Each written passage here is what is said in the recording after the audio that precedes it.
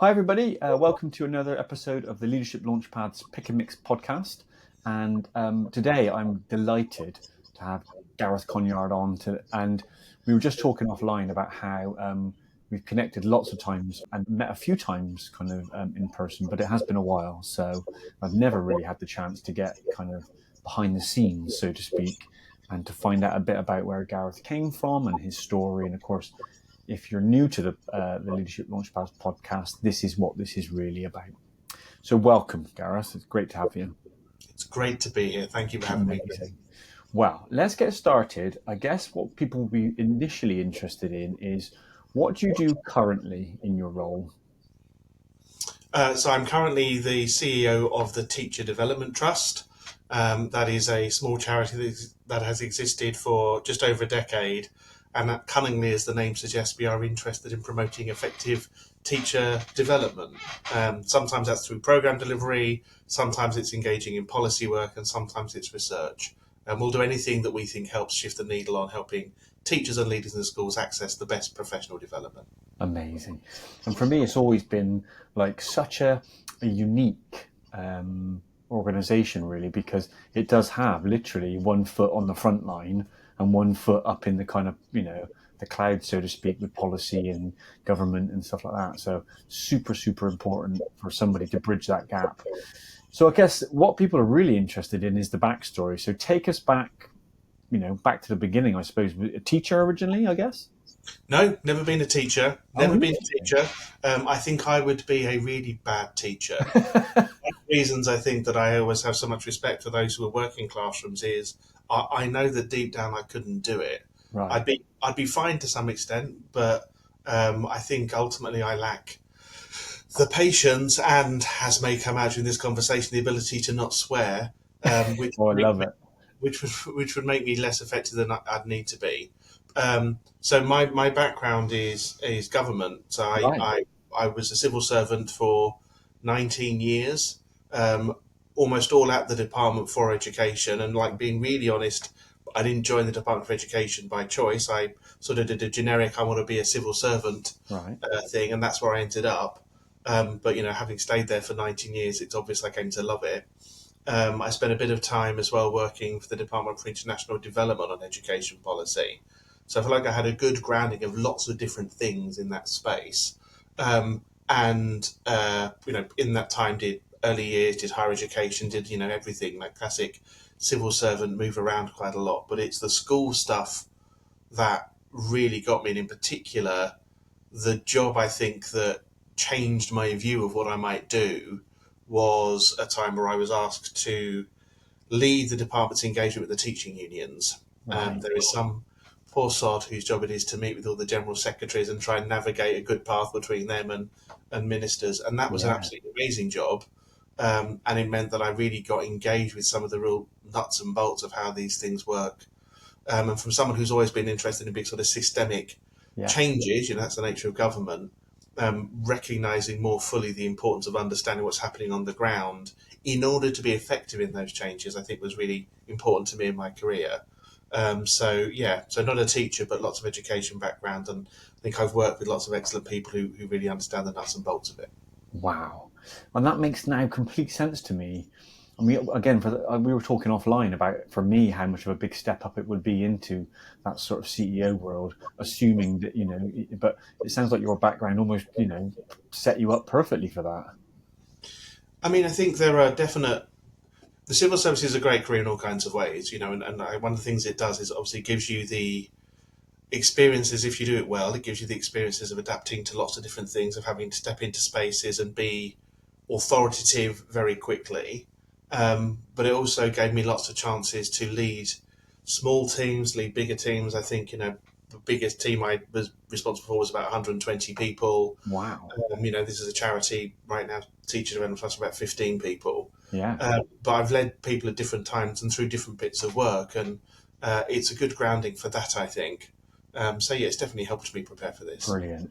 Yeah, it's only dawned on me just now. I don't say the word civil servant very often, but it's not a very nice term, is it? Like, so, Look, we use it in this country. It's less common in other countries, I think. I suppose the other term that people use is bureaucrat. Oh, And okay. it's much more loaded. I have to say, Awesome. I am a bureaucrat. I always will be. Right. And I don't have a problem with being a bureaucrat. Bureaucracy is not bad. Bureaucracy makes the world go round. Right. Bureaucracy is literally the foundation of civilized society. Yeah. What people, I think, mean when they kind of spit out the word in a pejorative way is bad bureaucracy. And there are plenty of examples of Of course. that. In a separate life, I could be writing all kinds of stuff about how good bureaucracy is what we should be focusing on and how to achieve it.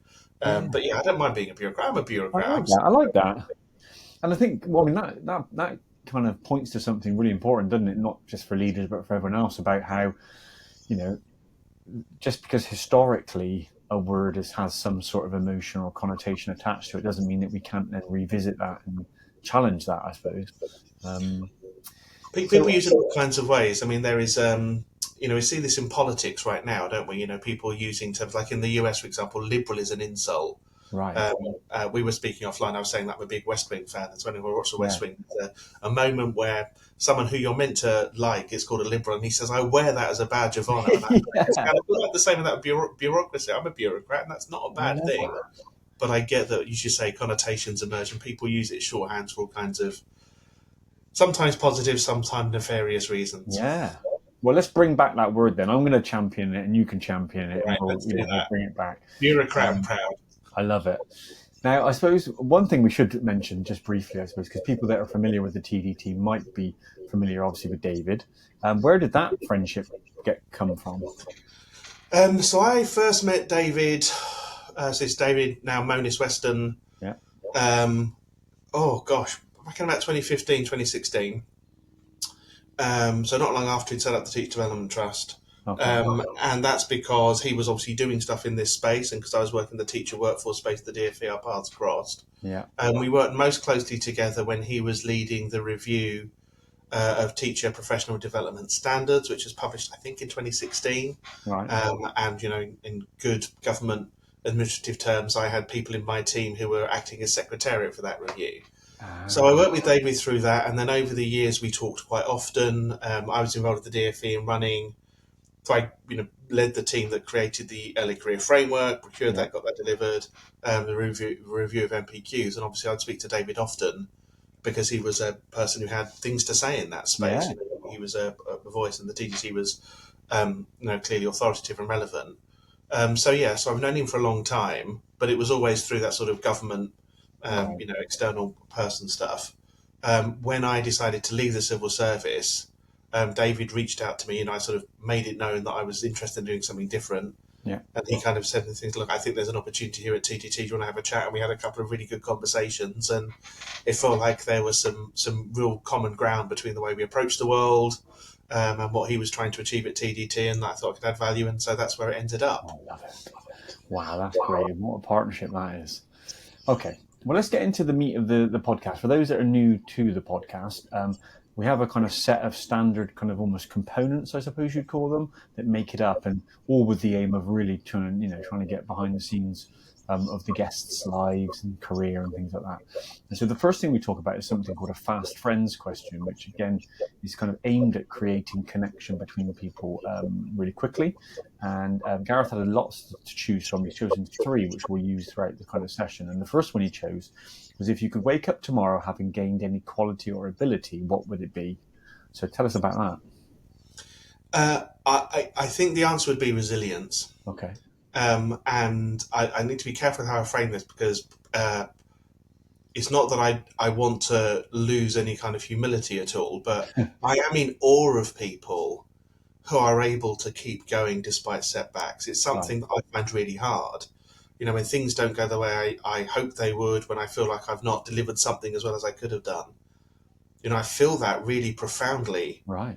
And, you meet people sometimes, and actually David's a really good example of this, who sort of have this quality of dusting themselves off and moving forwards. And that, I think, is something that's so important to make the world function effectively. Yeah. Particularly, in times now where, like, this is not the most benign environment to be a person. Like, there are lots of difficult things in the world. It's changing rapidly. And I know that I have a tendency to, I don't know, I guess succumb to pessimism sometimes, Right. to feel that in a way that sometimes stops me saying, and what can I do and what's next? Yeah. And so I'd love to just have a bit more of that. This is going to sound like I can't think of framing this in any other way that's going to sound ridiculously slightly whiny, but I sometimes wish I had a bit more of the self-confidence that, white, middle-aged, middle-class men are supposed to have. Yeah. I actually kind of feel like I don't have that very much. And like, I'm not suggesting there's anything wrong with the frame. I understand all the things around it, but Yeah. I kind of think, Christ, okay, should I feel that? I want more of that, please, because I don't Yeah. always know it. So, yeah, something about resilience and that ability to be more positive in the face of adversity would be something I Really wish I could wake up interesting. tomorrow morning and have. I mean, I would imagine so many leaders resonate with that, and especially the kind of lack of confidence when we're supposed to have confidence. And I was laughing because, of course, I wrote a book on confidence. I did a doctorate in confidence, and I still struggle with my confidence. Yeah. I've got even less of an excuse.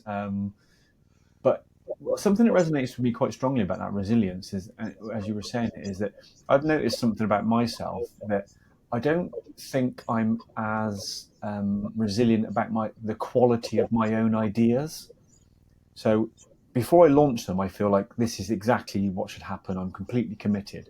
But it only takes one or two people to disagree, and I quite quickly back down. I'm not really sure where that comes from. I mean, there is definitely, it's a real, like, it's a point of vulnerability, isn't it? The point where you say, look, I have thought about this is what I think, is quite an exposing thing. Yeah, And we're not always good, I guess, culturally in our engagements in recognizing that. And I think you also sort of alluded to a point about confidence and the need to feel confident. Like, so, we're not very good at saying, here's what I think, right. without trying to project it with confidence, because that's what you think you need to Yeah, do. yeah. So almost like the only way that someone can come to say, well, I think you're speaking bollocks, like there has to be a kind of confrontation element to it. And actually, the truth of most things is that, well, I think this is about right. There are some things that are probably imperfect, but I think this is advancing it. What do you think about it? Yeah. And it would generally be better if we could say, yeah, I like that bit of it, but that bit's not quite right. And like structures, processes don't often allow us to do that.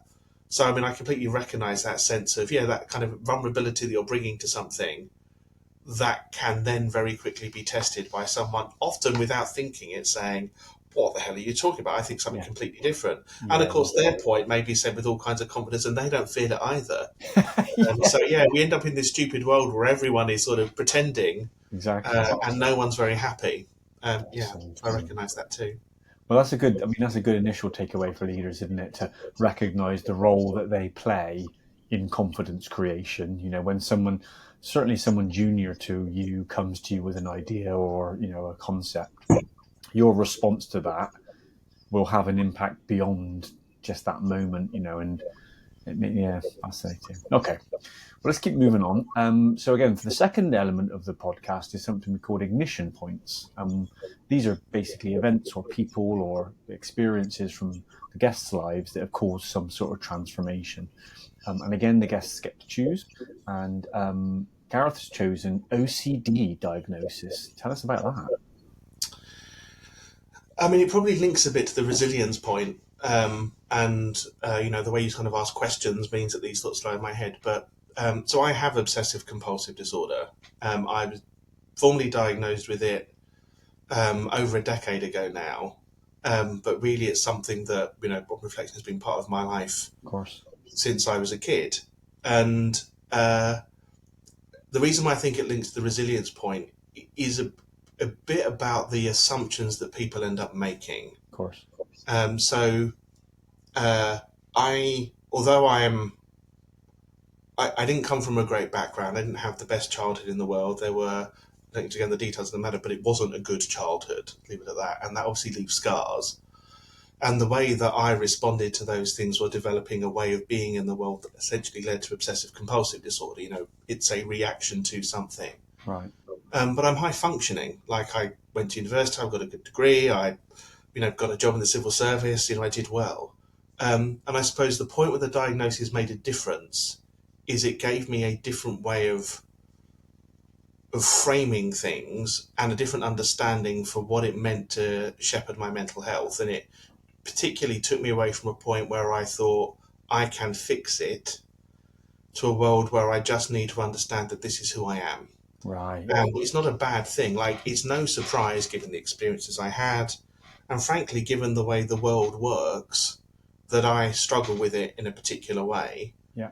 And so, I have therapy regularly. I'm really lucky that I've been able to retain the same therapist for more than a decade now. Wow. And she's excellent. And that is through a combination of NHS and private stuff ultimately. And I'm Yeah. lucky to be able to do that. I take medication every day. Wow. Really? And if I didn't do that, I would not be able to function in the world effectively.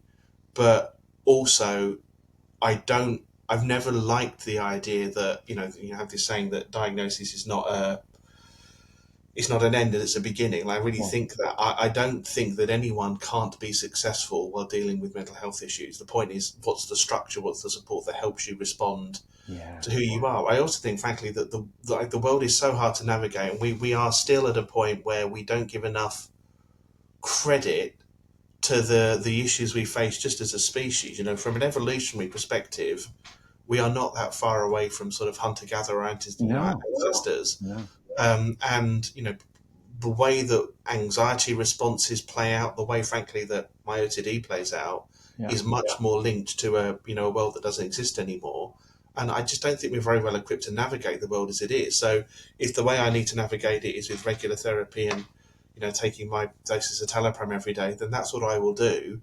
But it took that conversation, it took that diagnosis, I think, to get me to a point where I recognised this wasn't about me stopping something. Right. It was about recognising it for what it was, and then working out how to make that a thing I managed well and sort of responded to positively in the future. Oh, that is so powerful.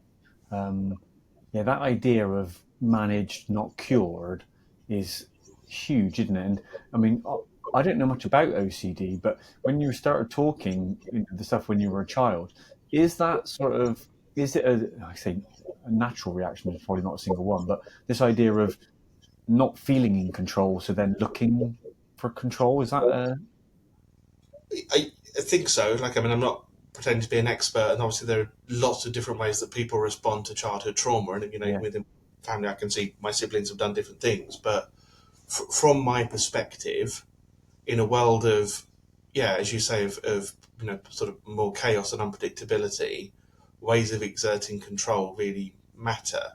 I mean, I think that OCD is one of those. It's one of those mental health conditions that is badly understood. Yeah.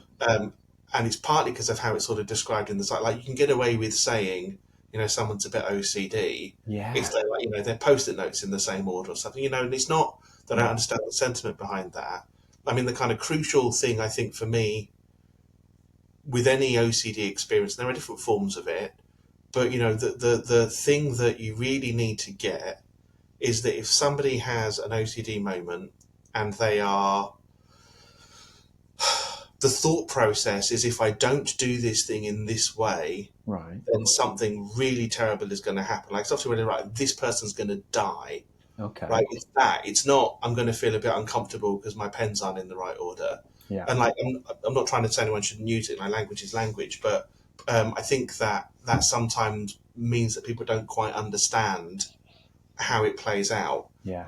And like, it can be a really crippling thing if people don't get the support they need. And I'm really lucky. I feel very fortunate I've managed to have such great therapy, and I'm able to create a structure around me to manage it. Well, really appreciate you sharing that, because I'm sure there'll be so many people, who that resonates with, and maybe they might be in a stage before yours. They might be pre-diagnosis, and that, this might be helpful. And I think the same, just as I've said, I think the same is true. I mean, everyone has mental health, right? We all have mental health and physical health. And I think the same principles probably apply to anxiety or depression or, or whatever you happen to be dealing with. And I passionately believe that it's never a barrier that stops something. It just has to be faced and addressed. And that we should work hard to find the right support structures, because if we don't, there's an awful lot of talent and ability that we're ignoring. I mean, we could talk about this all day. I'm fascinated, but I guess one last question before we move on. So some people I'm not diagnosed as ADHD, but I've got some of the symptoms and stuff. And when people talk to me about, oh, you should get diagnosed and you can get medication to cure it and things like that, and I sort of say, well, to be honest, it's my superpower. I feel like, are there benefits that you found from having the OCD? Oh gosh, that's a really interesting question. Um, yes and no. So, if if part of the issue here is the way that I try and process information and exert control, Yeah. it won't surprise anyone to say that that can come out as being an incredibly high performing person, like Right. understanding everything, really being on top of information. Um, but it doesn't necessarily come from a very happy place. Right. So I think the balance sometimes for me is recognizing that sometimes control is not the answer. Living with uncertainty is is the biggest challenge I think I face, certainly on Yeah. a personal level. In Victorian times, OCD used to be called the doubting disease. Did it really? And that's really it. Like, it's always that question, like, but yeah, but really, every single time. Yeah. Um, and I think there is something in that can create preparedness. It can mean like you've thought about all the different options, but Right. it doesn't always come from a healthy place. I Right. also think there's something here as well, like you kind of alluded to, sort of your own circumstances of diagnosis. And I think we are increasing in a world where everyone have their own journey, their own diagnosis. And I don't want to comment on anything specifically, but I think it feels to me like really what we are talking about collectively is the experience of being a human in the world today. Yeah. And it's difficult and it's hard and it will play out in different ways for everybody. Yeah. And that just needs to be a more honest conversation. It's a bit like the conversations about SEND in school, Right. where we're getting to a point where actually more than half of the kids we're talking about in the system are likely to have some kind of Yeah. diagnosable special educational need. Well, that's not special anymore, is it? No. It's just an educational need. So I think diagnosis can be a really helpful route on an individual level. But I think collectively there is something here about saying, is the world structured in a way that's helping us be effective humans? Yeah. And oftentimes I don't think it is. No. Wow. Wow. Wow. Okay. Well, let's move on to the third element, of which we'll repeat again for those that are new to the podcast. The podcast originated off the back of a book that I wrote called Leadership Launchpads. It's a collection of kind of infographics, and it started as a hobby and then grew into a book, and then I just kept going with the hobby. And so I'm really delighted today because Gareth is the first person to choose some images from the new kind of book, so Volume 2, which will be out in December, and which shortly, this will be published just after that. And the idea being that guests choose 2 launch pads that resonate with them, and then I speak through what I was thinking when I first drew it, and then basically we'll ask Gareth why this one resonated. So the first one that he chose was called Roots, Not Leaves, and I'll just share the screen for those that are watching this on the video. Here we go. So like most of the launch pads, they come about because of, I don't know, something someone says or something I read or something like that.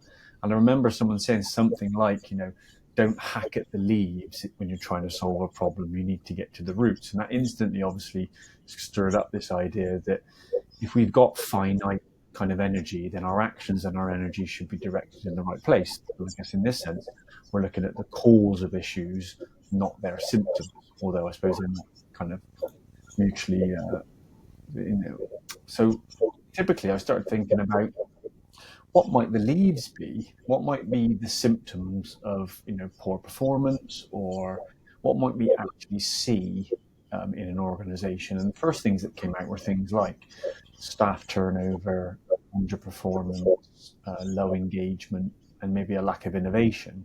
Those might be things that we can experience or see and think, okay, I'm going to attack those. But effectively, if we looked a little bit deeper, and as the name suggests, kind of went to sort of the roots of those, we might find that staff turnover is to do with well-being. We might find that underperformance is to do with a lack of training. We might find that low engagement is purely just because of a misunderstanding. And then the last one, the innovation, might be the fact that you've got low psychological safety, or people are too scared to put forward new ideas, or they have a sense that they don't matter within the organization. So what's the point in putting forward ideas? So I then started kicking around the idea about, okay, well, how could we, I guess, get down into the roots a bit more? And the first things that came to mind were this kind of, to create more psychological safety so that people, I guess, feel like they can talk about the roots. So they're not, as leaders, we're not required to go looking for these things, and there's less of a chance that we miss them because we've created an environment where people are actually honest and safe enough to say, I'm not going to mess around. This is the root of my problem. I'm going to help you go straight there. I then thought about, something that Michael Bungay Stainer says in his coaching habit book about staying curious for longer. I think in my mind, it's almost like when I start a conversation with someone about a problem they're having, I probably start in the leaves. And if I ask a question, I might get a little bit lower. And the longer I can stay curious for, the more chance I'm going to get below the surface. I thought about this idea of amplifying the quiet voices. It came up in a couple of other launch pads, this idea that just by design or by nature or by personality, these people may be quiet and they may remain quiet. They're not going to find their voice kind of accidentally or just passively. As leaders, we need to kind of, wherever we can, amplify those by shining a spotlight, giving them a platform, so to speak. And then the last one, which you kind of alluded to earlier, this idea of systematization. Sometimes whenever I think about, I wish I could do that all the time, then I instantly think, well, make a system out of it then. Because ultimately, I'm usually the problem. It's usually me that causes the variance in anything that I want to do. Whenever I find myself being good sometimes, not so good the other times, it's because I probably haven't got a system and I'm, kind of winging it. So that's what I thought of when I sort of made it. But why did it resonate with you, Gareth? This resonated on loads of different levels. Actually, Chris, I think it's a really good, prompt, really good launch pad. And I suppose the first level is that it feels completely obvious, right? Right. Obviously you need to get to the fundamental issues that you're trying to deal with if you want to have an impact. But then the question is, well, why don't we do it often enough? And I suppose I have a few different views on that, and I try and not get led by these sort of siren voices, but it's hard, right? So first, as you sort of alluded to, you often start off with the leads because that's the thing that's screaming at you. Yeah. And it's hard to avoid the thing that's screaming at you. And I think what we tend to do is say, well, I need to stop the screaming first. Yeah. And then I will work out what the cause is. The challenge with that is that life's really busy. And when something else starts screaming, and that if you spend your entire life sort of triaging, then you never actually deal with the fundamental issues. So it's difficult to, ignore the screaming and think about the stuff you actually need to do. Yeah. I think the way that I've tried to bridge it over the years is by thinking about the role of sort of vision somewhere on the line, like what is it we're trying to achieve? So I've heard the screaming. Yeah. This is the longer term plan that's actually going to make things better.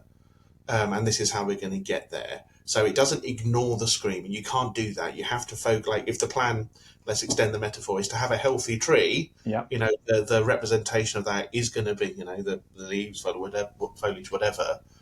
But you need to explain how addressing the roots gets you to that place. Yeah. Now that can be really difficult because sometimes those links aren't causal, or at least it's hard to draw the causal link between a process of creating psychological safety and then, I don't know, delivering a better quality CPD session. But actually, those things do link and they sort of correlate over time, and you have to have faith in that somewhere along the line, I think. The second thing that really spoke to me as a bureaucrat about that is your point about systems. And I think it just strikes me that education should be the world that's really good at this, and yet we are awful at it. And the bit that should mean we are better at this is the sort of lag in data and outcomes. Like we are in the process of teaching children, we are growing trees. We are literally taking people from, children to adulthood, and the outcomes of that take a long time. So a good example might be The inability, let me take an example from a previous government rather than the current one, so I don't get too political. But when Rishi Sunak wanted to talk about improving maths outcomes at 16, the focus on that became what can you do at 15, what can you do at 16, and it's not that there might not need to be stuff in that space, but that's not where it happened. The people he was talking about started their education 10 years more earlier, and it's the whole spectrum of education that takes someone to that place. If we're talking about the questions around year 8 reading tests now, whatever your view is on whether tests are a good intervention or not, whether Ofsted inspected them, whatever is it, really we need to accept that these are the kids who started their education in 2015 and have gone through that system. And if we don't look at the roots of the issue and we just look at the outcome and try and say, well, let's do that bit, you're missing the point.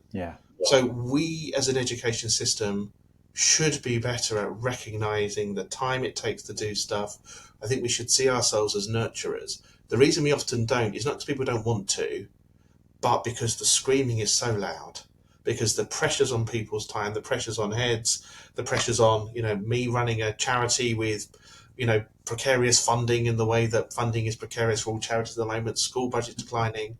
We always do I'll get there. Just let me get this done first. Yes. And then Christ, I'll start thinking about the route somewhere along the line. And we have to find ways of ignoring that.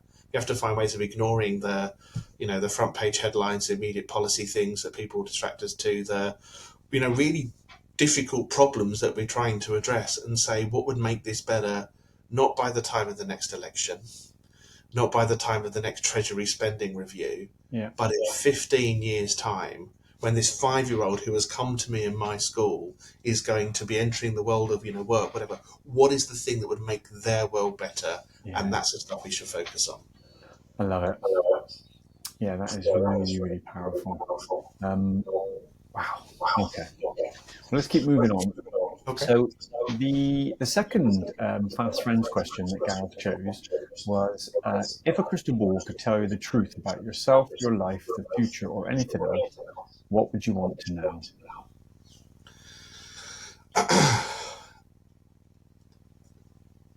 So this struck me, but I have to say, I paused over this quite a long time, and I was unsure whether to put it in, because I kind of think it takes me to a slightly emotional place, if I'm being honest. Okay. I think I'd want to know the end point. Right. Because I think, and maybe it plays into some of those conversations about confidence and uncertainty, the thing I want is when I get to whatever the end of my life looks like, to be able to look back and think you did all right. Yeah. You weren't a bad guy. You tried to do things well. You did stuff that was, helpful generally. And I'm not saying I want to be perfect. I really don't. But I think I'd really value the ability to say it's going to be okay because you've done things that have been good generally. And I think without that, I'm always going to second guess it. I worry whether I'm a good person. I worry whether I'm doing good things. And I don't know, the confidence to know that actually on balance is going to be fine. I mean, my degree was history, and I like history a lot. I still consider myself an historian, and I kind of, can look back at these examples of people who are venerated in all kinds of ways, who are awful people in lots of stuff. Churchill is considered the greatest ever Briton. He was lit most of the time. You've got, I was speaking to somebody, my son's just started a degree, and we were speaking about Constantine the Great. Okay. So Constantine, he brought Christianity to the Roman Empire. I mean, he killed his wife and his mother, but, apart from that, he's a saint, So we don't necessarily hold other people the same standards we hold ourselves, right? But there is a bit of me would like to say, look, when I look back, did I do okay? Was I all right? Was I a good man? That matters to me. And that's interesting, because it feels like knowing that would help you now. Yeah, it's exactly that. It would maybe just take away some of the second guessing, some of the doubt, and I think help me with that slightly more confident assertion of stuff. Yeah. And I don't mind making mistakes. I mean, people make mistakes. I'm human. I'm, bitchy and annoying and, small-minded and all the things that people are sometimes. it's not about the individual moment, but it's the direction of travel somewhere along the line. Is this direction of travel right? And I think, yeah, that end point would give me more confidence in what I'm doing in the moment. Yeah. It'd be interesting to know whether it would change what I did in the moment, then Well, maybe that's changes really the end point somewhere fascinating, along the wouldn't line. it? But Yeah. I mean, this is one of the joys of doing these podcasts is that, you know, I get to experience listening to people's stories that are not dissimilar to mine, which gives me comfort in thinking, oh, I kind of thought I was the only one doing that. And your story resonates quite a lot with me. And one of the, only this week, I don't know why it came to me, but I was thinking, if anybody pushed me and said, what one word would you use to describe yourself, Chris? I'd say restless. interesting. You know, I wouldn't say, I don't know, like inspiring or anything positive. I genuinely, and this is why it's resonating with me, what you're talking about. I just feel restless all the time. So I suppose you could change restless in for anxious. You know, I Yeah. feel anxious all the time. Um, and in a dangerous way, I counteract that by being busy. You know, I feel restless, so I get busy. And so I work and I work and I work and I work and I work. And, you know, I produce stuff because it feels like that stops me from doing it. But I don't have a huge amount of moments where I sit down and think, I feel happy or rested or calm. But that's not. We'll save my deconstruction for another. Maybe you can come on and host it one I should time, and interview. It I'll feels like we answer. should do it the other way around. I think that'd be a really good idea. I don't know if you've done that, but it It's an does feel like excellent it'd be a idea. really useful idea. It will do. Um, but like, look, I think what you're saying will speak to lots of people, and it's sort of interesting, isn't it? Because some of the some things that we are celebrating that are wonderful, that are important for humanity, don't necessarily come from the healthiest psychological place, right?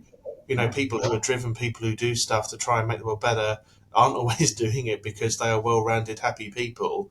They're No. often doing it to try and respond to something. And I don't know, I'd like to think that we can find ways to do both. I'd love for you to be able to just have a Sunday afternoon that you are relaxed and think, I'm doing all Yeah. right. It's all good. I've done a good job. Yeah. I don't have anything I need to do to prove to anything to the world. It's all Yeah. right. Um, but at the same time, would we have the Well, second book coming out, Leadership maybe Launchpad? not. Or No. No. No. yes, I don't know how to strike a balance there. I've never No. been very good at it. They're brilliant. So it definitely resonates with me, Chris. Amazing. Wow.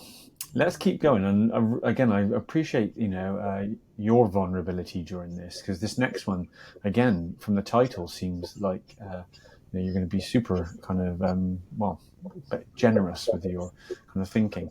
This one you've put as a second ignition point: interview panic attack. Tell us about that. And maybe this comes back a bit to your point about where do you find superpowers in unexpected places. I Right. don't. Um, so the scenario is this. Scenario was I'd been trying for a long time to get promoted to a particular grade in the civil service. Civil service, very hierarchical. The grade, for those people who know, is grade 6. It's the final rung before you reach the senior civil service. And I just couldn't get it. And I'd had some really bad interview experiences. One memorable occasion, I was the only candidate for the job. I'd been doing the job for a year on a temporary promotion, and I was in the top performance category. And I still ballsed the interview up so badly that I couldn't get it. Oh, God. And I was completely in my own head, And I had this interview. It was actually for the union job I mentioned earlier. Right. And I was not going to go in. I said, there's no fucking point. I'm not going to do this.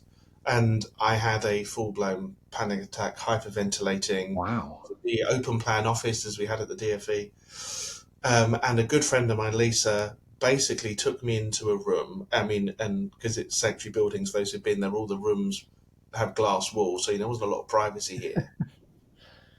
But she didn't try and stop the panic attack. She actually didn't at all. What she did, I mean, it's just wonderful. She basically just let me talk it through, and she just said, "What could you do that's just completely different in this space? Your panic is that you keep trying, you don't know how to play the game, you never quite know what answers they're after. You're in your own head, you're second guessing it."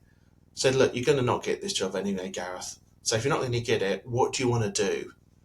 And what ended up happening was somehow she helped me turn that panic attack into a really sort of bullish, response when it came to the interview. Okay. And I'm not saying this is a good thing to do and it won't work in all circumstances. But I basically went into the room and I said, before you ask me a question, let me tell you who I am and what you're going to get. This is what I bring to this job. This is why I'm the right person. This is what you get. And if you don't want that, I completely respect that. And we'll ask the questions and like, we'll do what we do, but that's not a good way of finding out about me. This is who I am. This is what you get. Now ask your first question. And like, I wouldn't have done that if I hadn't sort of had a panic attack and like got to a point where I thought, oh, I've got nothing to lose. And it needed that sort of moment of darkness to take me to a different place. And like, interviews are horrible, right? Because, Oh God, yeah. we have that kind of typical slightly Britishness that we don't want to, blow our own trumpet, and like, it kind of taught me that I'd rather not get a job because people thought they knew who I was and didn't want me. That's the thing. Mind that. You know who I am, you think you need something different. Completely respect that. Yeah. But it meant that I avoided the thing I felt was often, which is feedback that said we didn't think you demonstrate this. And I think I'm so good at that. That's what I do all the time. Yeah. So it's a lesson I draw on a lot. I talk to people about it a lot, and people need to find their own ways to express that in an interview. But like, if you're not going to get it, don't get it because of who you are. Right. Don't not get the job because of some process that is stupid and doesn't give you a chance to shine. Yeah. Well, I mean, there's loads of stuff in there, isn't there? I mean, one of the first things that struck me was this idea that what you did demonstrate is what really we should be looking for is authenticity. I mean, that's what would have struck me as soon as you did that. I would have been like, wow, this guy's authentic. This is exactly, and like you said, ultimately, that might not have been what they were looking for, but at least you gave them a true reflection of what it is, who you are. And then the other thing that strikes me again is a bigger conversation, I suppose, about just the weaknesses of interview as a selection process. Is frightening, isn't it? The sort of, I mean, I'm happy to be honest in here. I mean, I'm very good at interviews, but that does mean that I might have got jobs that I probably didn't deserve or were ready for, and over, at the moment you think, oh, that's great, but over time you think, oh, is that really how the system should work? One of the funny stories worth telling is I ran our sort of teacher training for about 7 years, and so I must have interviewed, 1,000 trainees, and I'd always start with, look, the first thing to say is, my job is to make you feel comfortable and all these sorts of things, and I would tell them that, we're typically not ourselves when we're anxious or under pressure, and it's really important that you are yourself because we're making a decision on what we see today. And by that point, they've kind of laughed a little bit and they've been shocked by my kind of informal approach that they do relax. But I had one guy who relaxed so much that he then swore and told inappropriate jokes throughout the whole interview. Okay. So then I had to tag that story onto the end of my softening speech by saying, but don't relax too much because I once had a guy who did this in this. Okay, this isn't an excuse to, take your trousers off. Really let loose. We're not buddies, we're not in the pub. I think you're right. That point about authenticity, I think, matters. And maybe in that circumstance, that guy was authentic and that tells you something. Oh, yeah. But you get back to that sort of flaw in the process. They're just not very good ways of working it out, but they also become completely, sort of circular in that you tend to say, well, I made the best decision I could in the circumstances. Yeah. And actually, you don't know. You don't know who didn't apply. You don't know how someone could have performed differently on the day. Yeah. There are definitely things that people could do to make interview process more accessible. I like the idea of sending questions in advance. I don't really understand the point of tricking people. That just feels stupid. I also think that we end up in a world, the civil service is definitely guilty of this, and I suspect lots of school processes do this too, that in the interest of trying to get sort of equity and fairness, we sort of miss the point. I remember interviewing somebody once and we were told we just had to base our judgment on the interview. Right. And the guy did a really good interview and they wanted to give him the job. It's but I've worked with him for 2 years. Crap. You have to be able to take into account previous knowledge on the line. So I don't know, we're never going to find a good balance, but I like the idea that we start from a do I actually get to understand as much about you as I can, Yeah. and you about me? It also maybe links to a point that we really undervalue in this space, which is the interviewer. Right. Like, I don't know how much training you've had to be an interviewer. Yeah. I've done a bit, and most of it's not very good. Most of it's focused on process rather Yeah.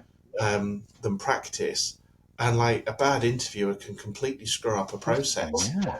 Yeah. Yeah. I hadn't thought of that either, really. Yeah. I mean, how much great talent have we lost because of poor interviewing, which is fascinating. Yeah. I mean, there's a takeaway, isn't there? I mean, the first takeaway, I think, from the first bit we were talking about for leaders is to look deeper, is to look around their organization at the leaves and then try and find the roots.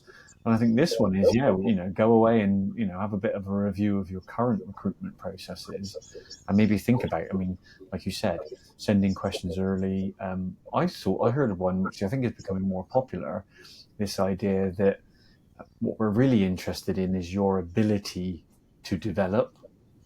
And so Yes. what we do is we get you to do a task, we then give you some feedback, and then you repeat the task. And we're looking for a demonstrable change off the back of our feedback. You're demonstrating that you can take it and you can enact it and you can get better, because that tells me that you are developable, and sort of thing. That's an interesting kind of addition. I really like that. I think it makes me think of the big risk with any interview and recruitment process is uncertainty. You're never Yeah, quite sure who you're getting, and when you're joining, you're never quite sure what you're joining. yeah, yeah, So yeah, anything that can remove some of that uncertainty and get people yeah. a better picture should be followed. But Really interesting. it doesn't happen often enough. I think It I does. like the point about leaders making sure, and it links back to your point about conditions and hearing quiet voices as well. Yeah, Making sure you're creating processes here that mean you have the best understanding of who it is who's coming through in that interview process. I think the same often applies for conversations around performance and feedback as well, for yeah, what it's worth. Are you really thinking about how you know the person in all their glory, to be able to make judgments about what you can do to help them, where there are exactly. performance issues, what the intervention is? And systems can support that, Yeah, but they don't do it by themselves. And if they become too rigid and too structured, they end up being self-defeating. yeah. Wow. Loads of things firing off in my mind now, but let's keep on track. We're going to do our second. Being written as we're speaking. Exactly. Let's do our second launchpad then. And this one you chose, again, was another kind of catchy slogan I must have heard somewhere, which says, provide a compass, not a GPS. And this sort of came about this idea that research, evidence, and advice, should provide guidance and direction, not kind of prescription and exactness. And I suppose what I was thinking there was, because a lot of my work is in kind of trust-wide teaching and learning improvement, that there is this sort of sweet spot of prescription or standardization or whatever you want to call that, where it's helpful, isn't it, to a point, but then you can go past that point and then it becomes unhelpful. And so on the infographic, if you're watching this on video, the idea is that a GPS would provide precise directions and often gives you a fixed route. And I know you can click on the button, but I'm always too busy trying not to crash into things to be clicking on the alternative routes on my screen. And then the idea, I guess, is that a compass would provide a general direction, and of course, with that, more route flexibility. So I started just kicking it around. What does over exactness reduce? Well, I thought it typically reduces innovation. If you don't give people space to think creatively, then clearly they won't think creatively. There's something about, and we talked, don't we, lots about, don't drag and drop, don't lift, and don't know what that one is, but this idea that you have to make sure that whatever you're implementing or deciding matches your context. And I guess over exactness would limit that. Obviously, it links flexibility, probably has a negative impact on people's sense of agency. And then just more generally, I don't know, whenever I'm not in it, you can use the word twice, whenever I'm not engaged in a process, I am then less engaged in it, you know. And so then start kicking around the idea of what does guidance do, which is better. Well, there's something also dangerous about creating a dependency. If you're told exactly what to do, suddenly then if you were given some freedom later on, you kind of haven't practiced it or you're not used to it. So you go back to that person. Obviously, psychological safety is key in that. For me, it would reduce some uncertainty, and that's probably where there is some benefit in terms of exactness, and it would depend on how much certainty you want. Think about trust, and then kind of reduces fear of failure. And then I sort of thought, it can't, it can't. That sweet spot idea is important. That there are situations when actually precise directions and a fixed route are required because of, I don't know, even a sense of urgency, safety, or the other person just may not have sufficient expertise. But I kind of finished it off by saying, I guess we should always lead with a compass and then move to GPS if we need to. So that was kind of what I was thinking when I made it. But why did it resonate with you, Gareth? I mean, I think a lot of the things you said are exactly why it resonated with me. I think the temptation to overly standardize and to use that as a way of dictating outcomes sort of misses the point. Yeah. So, to extend the metaphor out a bit, it's not about the destination, it's about the journey somewhere along the line, right? We sort of accept this when we think about, children in schools. The quickest way to make sure that kids get the right answer on the piece of paper is to write it for them. Yeah. But that's not the job. The job is to help them understand what they need to do. Yeah. I think it's really important to say in this that this is one of those things that sometimes people move to extremes about. So you're saying there should be nothing. Of course there should be something. The idea of having a compass and map involves huge amounts of knowledge and understanding and practice and learning.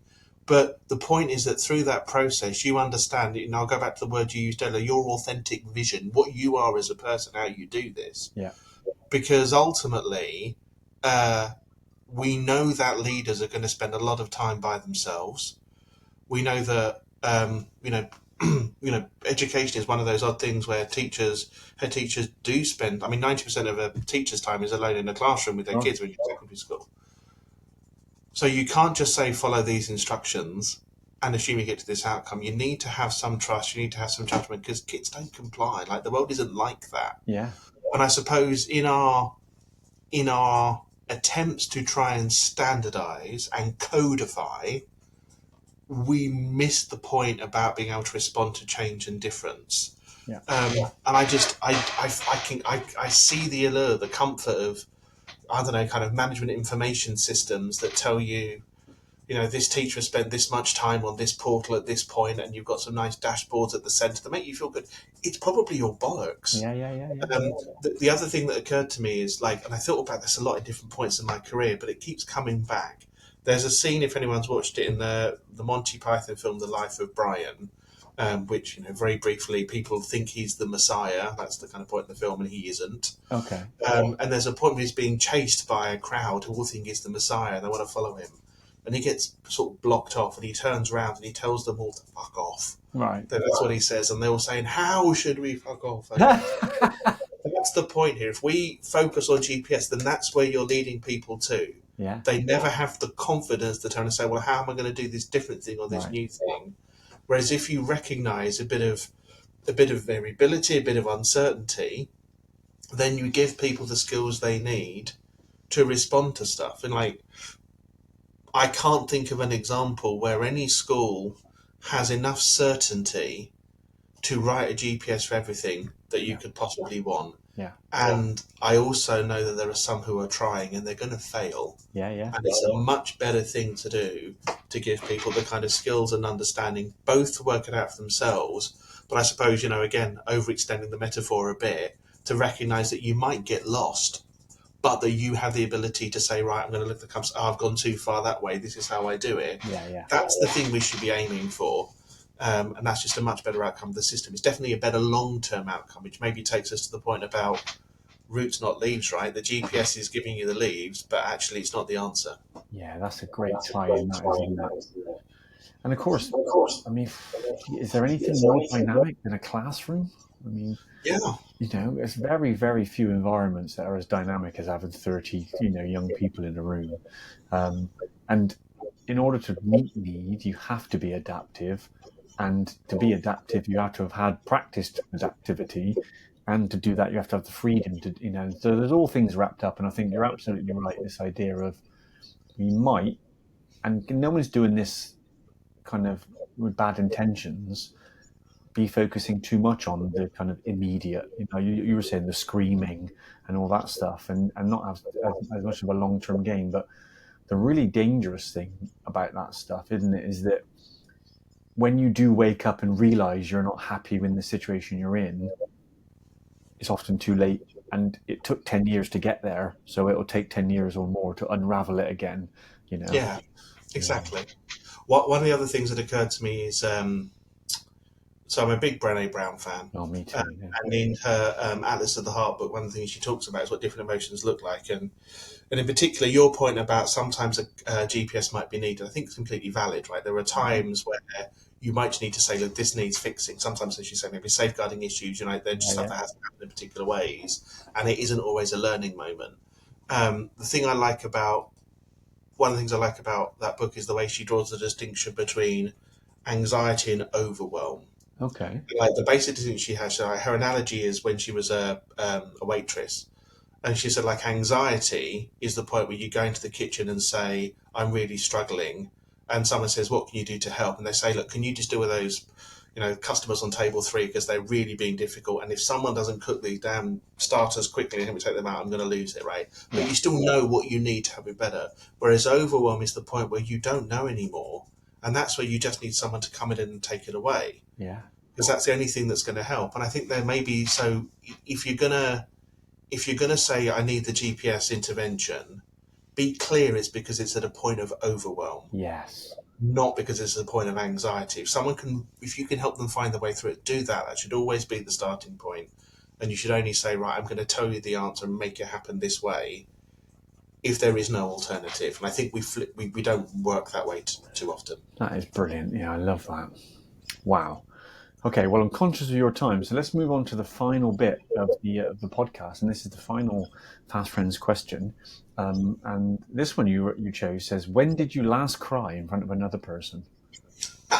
This one's actually really straightforward. So my preface is that I'm not a big crier. Right. I often feel sad, but I don't tend to cry, and where I tend to cry, it tends to be over, stupid soppy things like TV programs rather than the big stuff. But my son has recently gone to university, and I wept.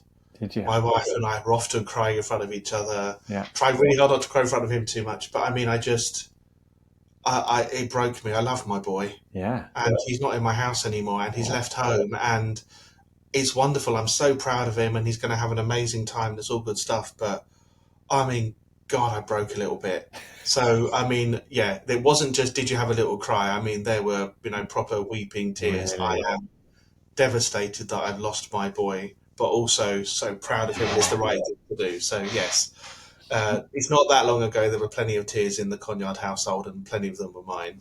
That's brilliant. Yeah. I didn't know if you were going to say you had one of those, when you can't catch your breath, you're crying so much. There were definitely moments of that. Honestly, the only time it stopped was when we say he's gone to Edinburgh, and we're in southeast London. So that's a whole adventure to get there and back. It takes a few days.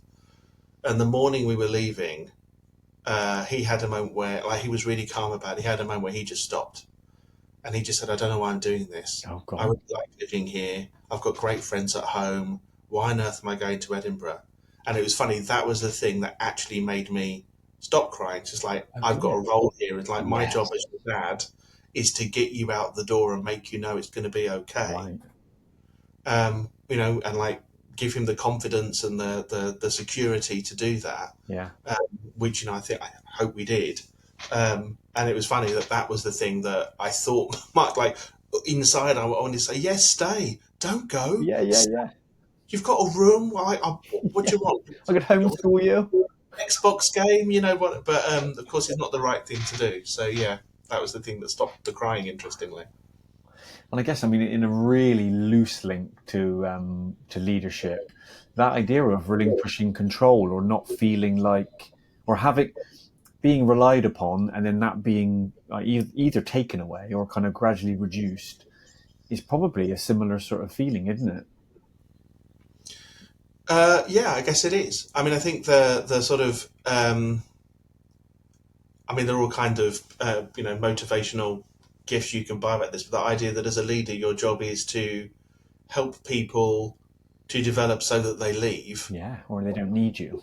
yeah, is really what you're after I here. And guess I it's true. suppose parenthood is similar, right? Yeah, I hope Fred will always need me in some ways, yeah. not least keep him in beer money for a In bit, but cash, yeah. um, but but that my job here, our job as parents, is to mean that they are self-sufficient adults Yeah, who we have a relationship with because we do that because we're his parents. But the need is different over the years, and that's hard, right? And as that a is leader, true. you can invest really heavily in somebody, believe in something, develop them, and then they might go, and you need to be prepared to say that's the best thing for you Yeah, is to leave, and that's a sign of that's a positive of thing. course it is. I mean, sometimes it isn't. Sometimes they're leaving because you're an asshole and they can't stand Yeah, it. We'll avoid that. But like, there should be a positive in trajectory this to. situation is a good one. Yeah. Brilliant. Wow.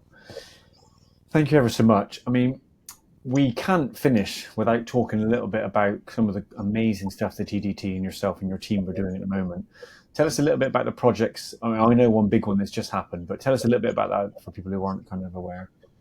Um, I think the stuff that we're most proud of recently has been some of our research. Yeah, So two bits I'll say. So we published our first ever State of the Nation kind of report. It's called the CPD Landscape Report, yeah, which was our attempt to basically say, look, we know there's been lots of focus on professional development. The golden thread has come from the centre. Um, and the move to a sort of stronger evidence base for it has been rightly applauded, I think. yeah, But is that being felt on the ground? Is the reality actually being felt on the ground? So I guess the slightly tongue-in-cheek question we were asking is, if all this has happened, it's great. Are we living in a world where teachers are kicking their heels with joy about how well developed they are? And I suppose loaded question. No, the answer isn't that, obviously. Um, so I think we wanted to make sure that the teacher lived experience was reflected in the debate. And the headlines show that the amount of money spent, roughly £1 billion, um, uh, when we break down how we arrived at that figure, is being spent, but 40% of teachers and leaders who responded, and this was all done via a sort of robust YouGov poll, yeah. 40% said that CPD had almost no impact or no impact at all on their ability to do their job. And that says there is something profoundly wrong. And I think it helps to go some way to explain why, for example, when you look at teacher retention stats, they're not shifting the way we want them to. Like, the logic should be that if you provide good development, people want to stay. Yeah, And I think the key is good. What does it mean? Have we understood that well enough? And it's not just yeah, about the evidence; it's about other stuff. So that's a really important thing. The other report we've published is our didagogy report. So this is where we asked a question, and we got a group of people together to help us answer it, which is there something unique about the teaching of teachers? And the conclusion the group came to was that there is, and that there is merit in naming it, giving it a yeah, sort of definition. And they considered things like the fact that if you are a teacher who is being taught, you sort of have a meta understanding and yeah, engagement with that, right? You know the school system, you've been through it, you've also been trained, yeah, and you sit there and think, oh, this person's using this technique. I mean, like, you can't yeah. escape that.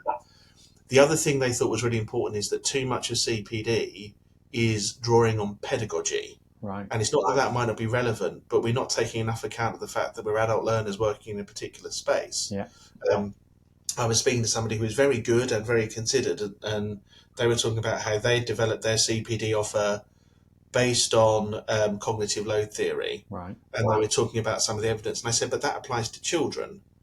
And they said, yeah. And I said, so have you taken account of sort of adult brains and how adult brains work? And the answer is they hadn't. But of course we have to. We know brains sort of develop until the age of 25. Yeah, If you are trying to teach, I don't know, a 50-year-old woman going through the menopause, you will have different experiences and different brain processes. Or, me as a 47-year-old man dealing with whatever I'm dealing with, they're different. yeah, And yet we don't take account of that. So we're not trying to say there's a single answer, but the report basically says that if you want to think about the effective teaching of teachers, you need to take the evidence base, you need to understand the context that people are working in, and you need to understand their own circumstance. The individual identity matters. yeah. Because without that, whatever we're trying to teach people isn't going to work. And a good example might be something like MPQs, which we've been delivering a lot of. Yeah. And still most of it is just trawling through text on a screen. It is, yeah. I don't think anyone thinks that's good professional development, a good way of doing it. No. So we've asked the question. We've had some really good responses. It's been read in Australia and Kazakhstan and the US, and of course lots here as well. So if people haven't heard of the word didagogy, Google it, find the report, and I don't know, be inspired, be angry, whatever you are. But I think it's a good question to ask. And that's the key thing, isn't it? Be angry, be overjoyed, but just engage and look a bit deeper. And what about connecting with you personally? Can they do that on socials or? I am pretty much off everything apart from LinkedIn. Mm-hmm. I did a proper social cleanse, Nice. so it worked out a lot of it wasn't actually good for my mental health. Oh yeah, funny. I'm on LinkedIn, and you can get in touch with me at the TDT easily enough as well. Amazing. So I'm always happy to hear from people, and on any of these topics or indeed anything else people want to reach out about. Yeah, love it. Well, again, thank you so much for coming on. Thank you to all the listeners. And if you're interested in any of the Launchpad stuff, then check out the website or check me out on LinkedIn. And we'll see you at the next one. Brilliant. Thank you, Chris. Thanks, everyone.